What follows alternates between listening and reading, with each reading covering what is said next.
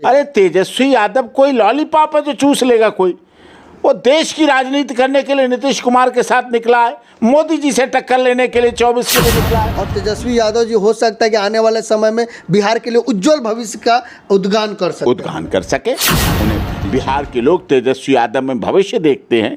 2024 की राजनीति के नायक के रूप में नीतीश कुमार का तेजस्वी यादव उप मुख्यमंत्री है। अब हमारा बिहार बेरोजगार नहीं रहेगा। अब हमारे जम्मू में झेलम, चिनाव, रावी, ताप्ती नदियों में खड़े होकर सूर्य भगवान का त्योहार और पर्व छठ पर्व मनाने का अवसर मिलेगा। जिस दिन जम्मू कश्मीर, लद्दाख, लेह, रावी, ताप्ती, झेलम, चिनाव नदियों में पूर्वांचल के लोगों को छठ पर्व मनाने की स्वतंत्रता होगी। अपने पत्रकार को भी अपनी गरिमा का ध्यान रखना चाहिए। बात दहाड़ की नहीं, ना पत्रकार को दहाड़ने की ज़रूरत है, ना पत्रकार को पत्रकारिता के माध्यम से अपने दायरे में अपने, ये उनकी गलती थी। ये कहना कि हम तेजस्वी यादव को मुख्यमंत्री नहीं बनने देंगे, हम तेजस्वी यादव की सरकार नहीं गिरा देंगे, क्या मतलब था? अरे तेजस्वी यादव कोई लॉलीपॉप है जो चूस लेगा कोई? वो देश की राजनीति करने के लिए नीतीश कुमार के साथ निकला है, मोदी जी से टक्कर लेने के लिए 24 के लिए निकला है। लालू कम भाग्यशाली पुत्र होते हैं जिनका बाप मुख्यमंत्री रहा, केंद्रीय रेल मंत्री रहा कई बार, जिसकी मां मुख्यमंत्री रही, जिसका भाई बिहार सरकार में मंत्री है, जिसकी बहनें राज्यसभा सदस्य हैं। आप क्या समझते हैं कोई लॉलीपॉप है कोई चूस लेगा? लेकिन तेजस्वी यादव को भी पद पर पहुंचने के बाद, सत्ता पर पहुंचने के बाद पीछे मुड़ के नहीं देखना चाहिए। बिहार के लोग तेजस्वी यादव में भविष्य देखते हैं। 2024 की राजनीति के नायक के रूप में नीतीश कुमार को देखते हैं। उन्हें पीछे मुड़ के ना देख के छोटी छोटी बातों पर ध्यान नहीं देना चाहिए। ये प्यार में भी लोग कह देते हैं, जो जानते हैं कि हमारा अब तेजस्वी यादव उप मुख्यमंत्री है, अब हमारा बिहार बेरोजगार नहीं रहेगा, अब हमारे बिहार में सासाराम और बिहार शरीफ जैसे दंगे नहीं होंगे, अब हमारे बिहार के किसी हिंदी भाषी के साथ कोई गलत नहीं करेगा।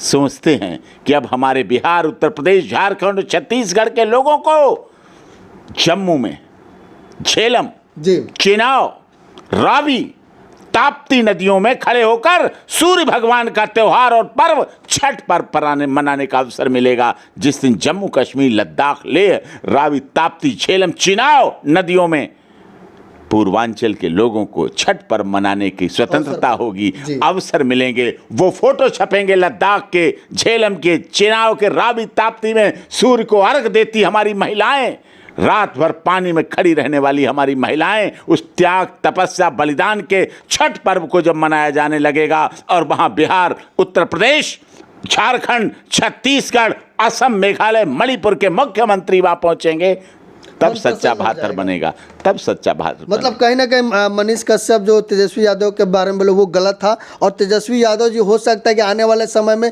बिहार के लिए उज्जवल भविष्य का उद्गान कर सके। उन्हें इस चीज़ों पर ध्यान नहीं देना चाहिए।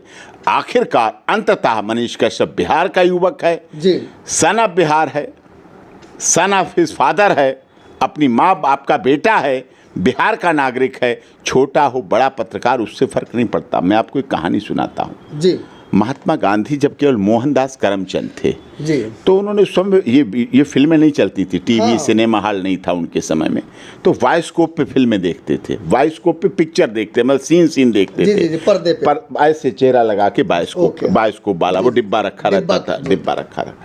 तो उस पर एक गाँव में आया दिखाने, पैसे लेता था, 5-5 पैसे, 2-2 पैसे, और उसने देखा, उसने महात्मा गांधी ने उस बाइस्कोप पे फिल्म देखी, राजा हरिश्चंद्र। राजा हरिश्चंद्र फिल्म जो देखी महात्मा गांधी ने, बचपन में उनकी देखी हुई फिल्म का प्रभाव महात्मा गांधी पर इतना बड़ा पड़ा कि वो देश के नॉन वायलेंस के हीरो दुनिया में बन गए।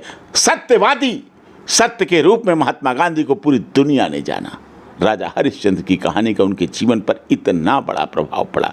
तो बात छोटा पत्रकार या बड़े पत्रकार की नहीं, कोई एक छोटी सी कहानी भी व्यक्ति के जीवन में बदलाव ला सकती है। जिस बदलाव की शुरुआत महात्मा गांधी ने सन 1917 में चंपारण से शुरू किया था, उसी चंपारण के तो मनीष कश्यप और वो भी बदलाव की शुरुआत कर रहे हैं, लेकिन उसमें रोड़ा क्यों डाला जा रहा है? रोड़ा तो पड़ते हैं, वो पथ क्या, वो पथ क्या, पथिक कुशलता क्या, जिस पथ पर बिखरे शूल न हो।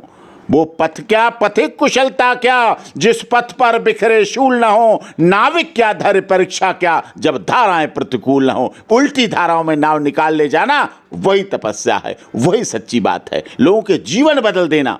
आपको और एक कहानी सुनाता हूँ। अंगुलीमाल डाकू बहुत बड़ा क्रिमिनल था। लोगों को मिलता, काटता था, उंगली लटका लेता था अपने गले में। उसको एक दिन जंगल में महात्मा बुद्ध मिल गए। अंगुलीमाल डाकू ने अपनी आदत के स्वभाव के स्वरूप कहा महात्मा बुद्ध से, ठहर जा। ठहर जा का मतलब था मैं इसको काटूंगा, महात्मा बुद्ध को मारूंगा और एक उसकी उंगली काटकर अपने गले में लटका लूंगा। महात्मा बुद्ध भी बहुत पहुंचे हुए संत थे, योग्य थे, विद्वान थे, अलमाइटी पावर थे जी। उन्होंने क्या कहा, मैं तो ठहर गया, तू कब ठहरेगा। और उस एक शब्द का, मैं एक बात बता रहा हूं, एक शब्द से व्यक्ति के जीवन में कैसा बदलाव आता है। उस एक शब्द से अंगुलीमाल डाकू महात्मा बुद्ध का फॉलोअर बन गया, उनका सेवक बन गया, उनका दास बन गया, उनका अनुयायी बन गया, उनके पीछे पीछे घूमने लगा और उसने सारी आपराधिक प्रवृत्ति को छोड़ दिया। अपने जीवन में बदलाव आया, मुख्य धारा में आ गया। उसी बदलाव को तो देखते हुए और मनीष कश्यप के कार्यों को तो देखते हुए सर, आज बिहार के ज़्यादातर जनता और युवा कहते हैं कि आने वाले समय में हम मनीष कश्यप को ही मुख्यमंत्री बनाएंगे। नहीं, देखिए ये युवाओं की बात है, कौन क्या बनेगा ये सत्य है। मनीष कश्यप निर्दलीय चुनाव लड़ा था जी। किसी पार्टी का उसमें जो आरोप लगाया जाता है वो नेता है, वो बिल्कुल राजनेता नहीं है, बिल्कुल सामाजिक व्यक्ति है। हाँ, भाग्य अजमाते हैं, चुनाव लड़ना अपराध नहीं है। दिल्ली के मुख्यमंत्री मनीष सिसोदिया जी वो भी पत्रकार थे, हमारी बहन विधानसभा अध्यक्ष राखी बिरलान भी पत्रकार थी। ऐसी नहीं, बहुत लोग पत्रकारिता से जुड़ के निकलते हैं। आगे पत्रकार होना कोई गुनाह नहीं है, पत्रकार होना एक अच्छा सूचक है, एक अच्छा संदेश है जिसके माध्यम से देश और दुनिया तक जब बात पहुंचती है, चाहे वो एक मैगजीन का पत्रकार हो, चाहे वीकली अखबार का हो, चाहे क्वार्टरली का हो, चाहे डेली अखबार हो, चाहे शांत दैनिक हो, चाहे कोई हो, लेकिन पत्रकार, यूट्यूब पत्रकार, छोटा चैनल, बड़ा चैनल, छोटी पत्रिका, बड़ी पत्रिका, बड़ा अखबार, छोटा अखबार, कुछ भी हो लेकिन होना चाहिए। मतलब मनीष कश्यप अभी पत्रकारिता कर रहे हैं, अगर वो बाहर आते हैं तो आने के बाद अगर वो चाहे तो राजनीति में कदम रख के जो है लड़ाई लड़ सकते हैं और समाज के लिए काम कर सकते हैं। मैं एस्ट्रोलॉजर नहीं हूँ, भविष्यवक्ता नहीं हूँ, लेकिन अगर चाहे तो ऐसा कर सकते हैं। उनकी अपनी इच्छा है, अपनी भावना है, अपना मनोभाव है।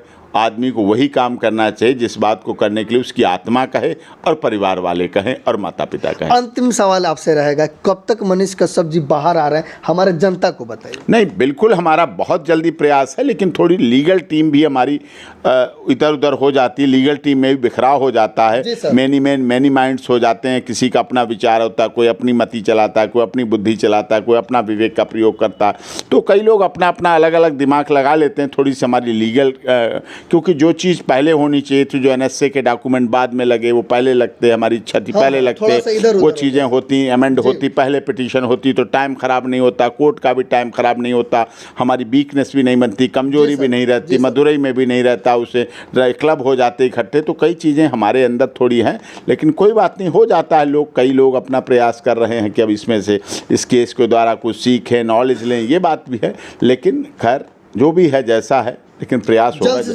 जल्दी निकालें। बिहार कब तक आप लाने वाले हैं उनको? नहीं, वो तो निकल के तो बिहार में ही आएगा, घर है बिहार उसका, रहा है, वहाँ जिएगा। मनीष कश्यप बिहार में पैदा हुआ, बिहार में पढ़ा, बिहार में बड़ा, बिहार में ही मरेगा। बिहार के साथ जन्म से मृत्यु तक चलने वाली प्रक्रिया का नाम, पूर्वांचल का नाम, प्रवासी का नाम, हिंदी भाषी का नाम उसके साथ जीवन भर जुड़ा रहेगा। चलिए, बहुत बहुत धन्यवाद सर, आपने मुझे टाइम दिया और खासकर मनीष कश्यप के बारे में आपने इतनी जानकारी जो है दर्शकों को दिया, इसके लिए आपका बहुत बहुत धन्यवाद। Thank you.